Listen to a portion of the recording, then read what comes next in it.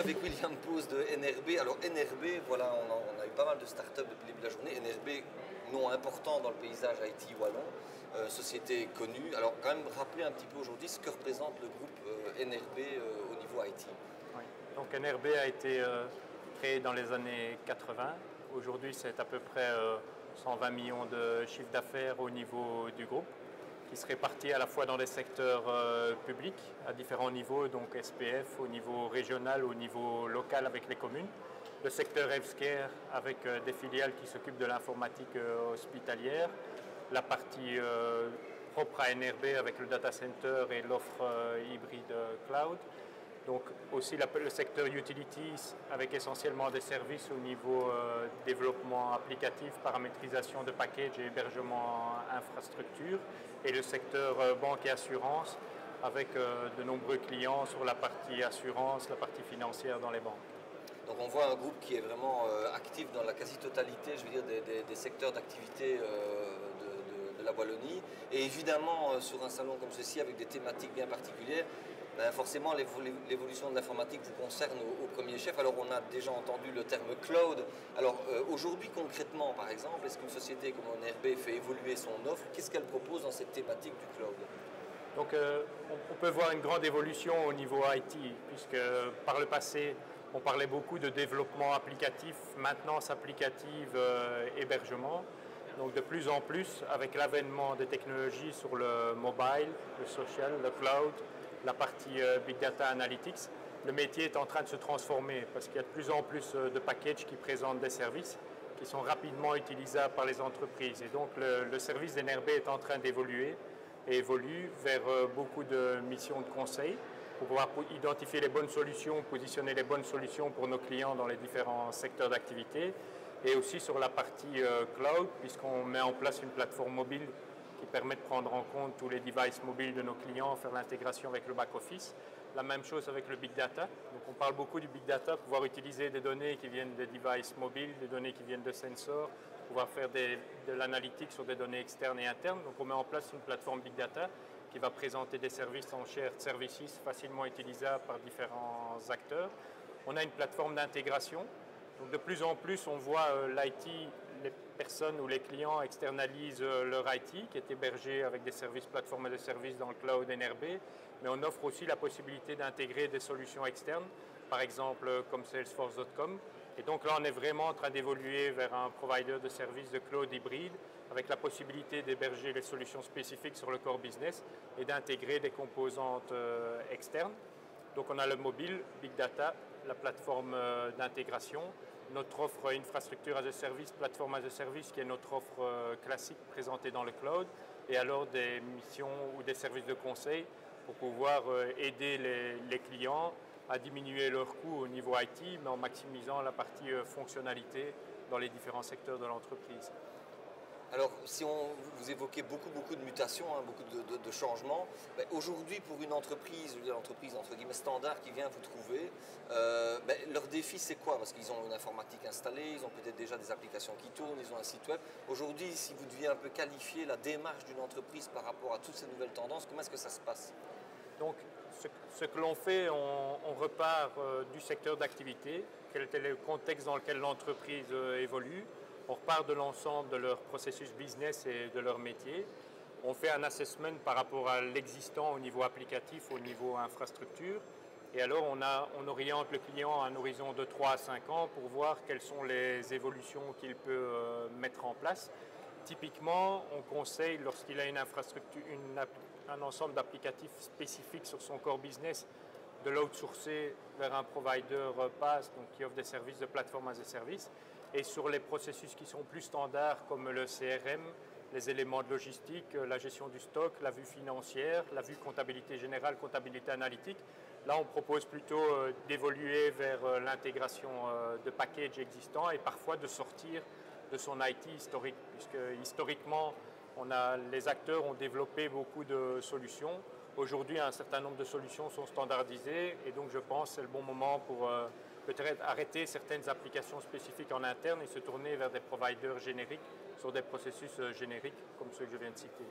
Et alors, je veux dire, le patron d'entreprise, c'est un élément que j'ai repris souvent dans les interviews depuis le début de la journée, quand on analyse, nous, au niveau du baromètre de la OET, les réactions des patrons d'entreprise par rapport à l'IT. Les mêmes questions reviennent toujours, on ne comprend pas, on a des difficultés à savoir ce qu'il faut faire comme choix, on manque de compétences, etc. Aujourd'hui, quel message faut-il faire passer aux patrons d'entreprise et à quel moment faut-il investir, quand est-ce qu'il faut changer, quels sont les signaux quelque part que le patron d'entreprise doit interpréter pour se dire ok, maintenant je pousse tel ou tel type de développement, par exemple dans le cloud. Je pense que le signal principal, c'est sa structure de coûts au niveau IT. Donc, il voit un peu son budget et l'ensemble des coûts au niveau IT qui est en croissance légère, avec une complexité de son système IT. Et un point important, c'est la vie du business. Parce que ses collaborateurs au niveau du comité de direction, bien souvent, se plaignent. Ils disent, tu nous coûtes cher, mais ta valeur ajoutée est assez limitée. Et donc, je pense, quand on est dans des situations comme celle-là, il faut se poser les bonnes questions et voir comment transformer aussi les compétences qu'on a au niveau du service IT. Donc si historiquement on avait au niveau de l'équipe IT pas mal de développeurs, des gens qui savent faire de la maintenance applicative, ben, je pense qu'il faut transformer ces compétences-là pour les rapprocher du business, mieux comprendre les enjeux du business, faire plus de veille par rapport à l'offre disponible via cloud sur le marché et voir comment on peut progressivement diminuer les coûts, peut-être en outsourçant une partie infrastructure, en intégrant du package, mais en augmentant les fonctionnalités. Donc, typiquement, je pense que sur une informatique historique, il y a la possibilité, sur une durée de 2 à 3 ans, si on regarde les choses globalement, de réduire les coûts opérationnels à peu près de moitié, mais en apportant une valeur ajoutée aux différents secteurs business. Secteurs business qui par ailleurs sont de plus en plus demandeurs puisqu'ils voient le développement des applications mobiles, ce qui est disponible dans les App Store, etc. Et donc, ils sont de plus en plus exigeants et intransigeants par rapport aux contraintes de l'IT, parce que les personnes au niveau IT, ça prend du temps, c'est des processus qui sont longs, le changement est long.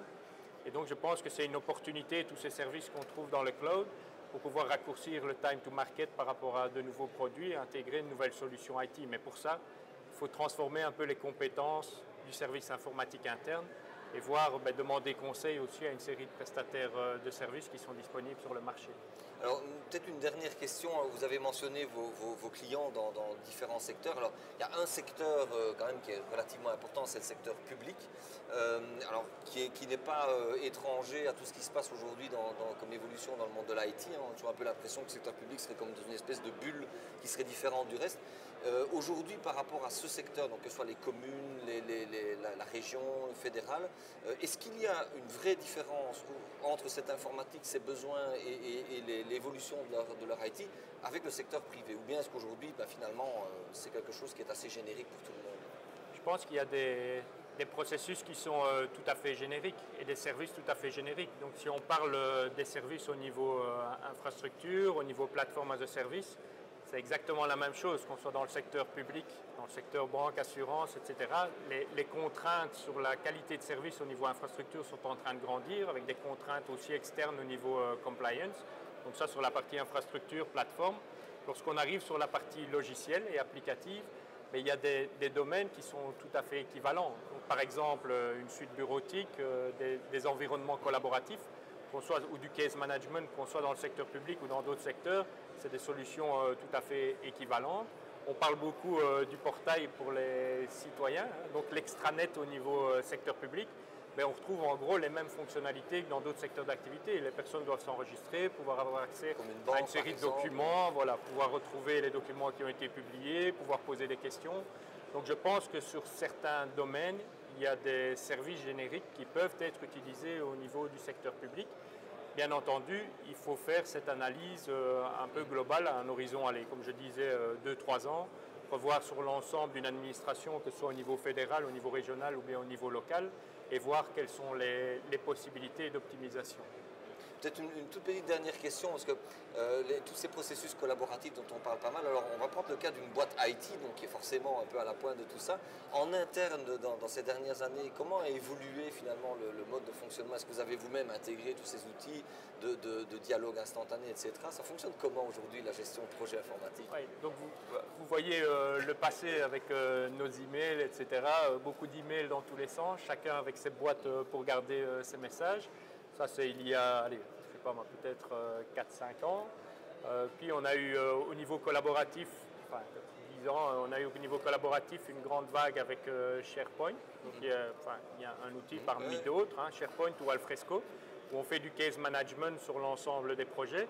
Le lien avec le système ERP, bien entendu, pour voir quelle est la valeur créée par les différents projets et le suivi budgétaire. Et maintenant, on utilise des solutions telles que Yammer en interne pour avoir ce qu'on appelle un peu l'intelligence collective. Et donc, pouvoir partager plus d'informations, utiliser les idées des différents collaborateurs dans le cadre de projets bien spécifiques. Des solutions aussi de partage de documents telles que Dropbox, SkyDrive, qui sont des solutions publiques, mais qui permettent, lorsque les informations ne sont pas trop confidentielles, de pouvoir partager facilement une série de documents avec toute une série d'acteurs qui sont au sein de l'entreprise ou bien à l'extérieur. Donc si je comprends bien, le médecin s'auto-prescrit les médicaments qu'il prescrit à ses patients. Voilà, c'est un peu notre logique, c'est de pouvoir évaluer les différents cas d'utilisation en interne pour pouvoir après avoir un conseil de qualité vers nos différents clients dans les différents secteurs d'activité.